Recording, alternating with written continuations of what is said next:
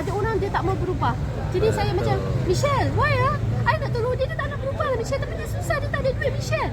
Michelle kata di sana, you kena tahu sebab apa orang tu miskin. Kadang-kadang sebab itulah dia miskin. Malas dan tak nak berubah.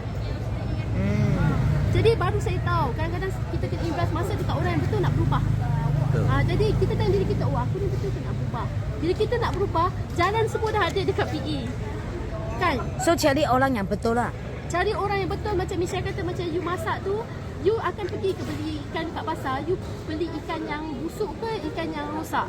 Saya pun fikir sebab dulu saya selalu fokus orang yang salah. Dan saya buang masa yang banyak. Kan? Rupanya dulu I tak faham jamdang everything kan. Rupanya penting cari ikan yang sedap. Kita pun tahu kalau masak asam pedas kita terus sedap. Kalau kita ajak PE, ajak orang yang betul, terus meletup. Oh, cari orang yang betul sangat penting yang ah. mahu Key person. berlari dengan kita. Orang yang kalau kita ajak pecut, dia pecut. Orang yang kalau kita ajak lari, dia lari. Dia tak kata kejap I nak merangkak. Dulu you lari, I merangkak lah. Orang macam tu yang buang masa lah. Dulu saya banyak habis masa buang emosi saya pada orang-orang yang macam tu. Dah saya tahu saya nak RCCA. Okey lah, saya cari orang yang mau RCCA lah. Betul. Okey, Minda betul. mau betul bukan? Kalau dia di sana orang miskin, tapi dia macam tak nak berubah, macam mana kita boleh menolong dia?